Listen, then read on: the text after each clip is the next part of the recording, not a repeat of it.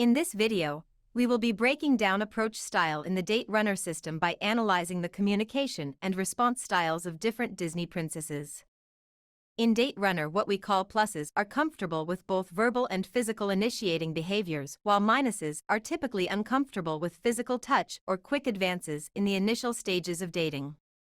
Luckily for us, the princesses from early Disney films cover the whole range of approach styles from -2 to +2.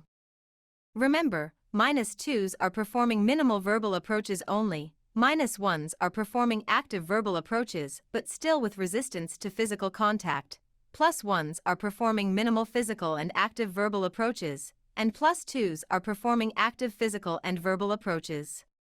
Please note that passion jumps can occur when people desire someone to an extreme degree or are under the influence of substances. We'll start with Snow White. Snow White opens with the song, "Someday My Prince Will Come," showing Snow White prefers the waiting game, and for the man to make the first steps. As the movie progresses, she finds options for dating, though she doesn't recognize them as dating material or their advances as flirtation. This can be quite common among -2s as they can miss signs that others are attracted to them. When the prince finally comes, the film makes us wait till the last moment. He kisses her and she doesn't appear to kiss back.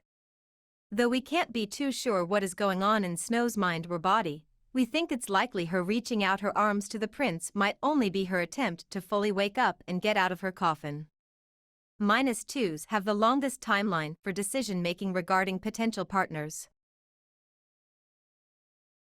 Though for some, Aurora's storyline may seem to resemble Snow White, their characters are quite different. While they may be similar in her dreaminess and willingness to wait for the prince, don't be fooled, Aurora is not passive, she is just asleep. Aurora doesn't have to wait at all. Her longing song, where she dresses up and flirts with her owl, is interrupted by the hunky prince himself. When he arrives, she begins dancing with the prince, who approached suddenly in the woods, without hesitation. If a woman is into spontaneous dances with hot strangers in the forest, she is a plus. Her long wait while asleep is incidental. In another forest scene, we see a very different response from Pocahontas. While she appears quite sensual while alone in the forest, she loses her cool confidence completely when she sees someone she likes. When she first encounters John Smith, she watches him for a time unnoticed, and when he turns to look at her, she runs away quickly. As John Smith catches up with her, she shows signs of self-consciousness, fixing her hair and looking up at him shyly.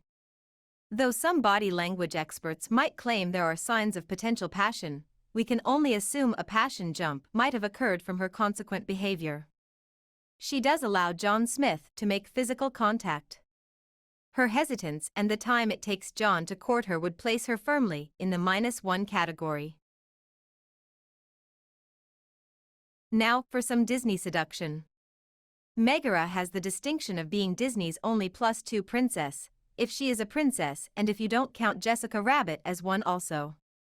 She is clearly in total control of her encounters and uses her femininity to get what she wants. She often exaggerates situations or devises them so that she can force the physical contact with Hercules, for example, pretending to fall down the stairs and into his arms. Her communication is also full of innuendo, quite naughty for a children's film. What can we say about Cinderella?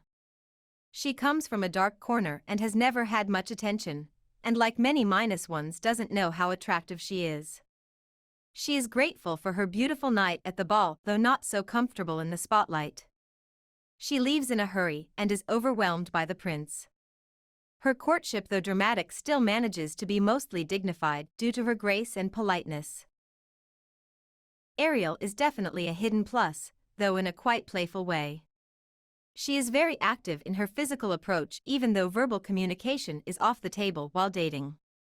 We speculate if she'd had a voice, she would have been quite talkative. She's very comfortable in various states of undress and likes to groom publicly. She has the natural confidence of a performer and is shown as a diva in her opening number.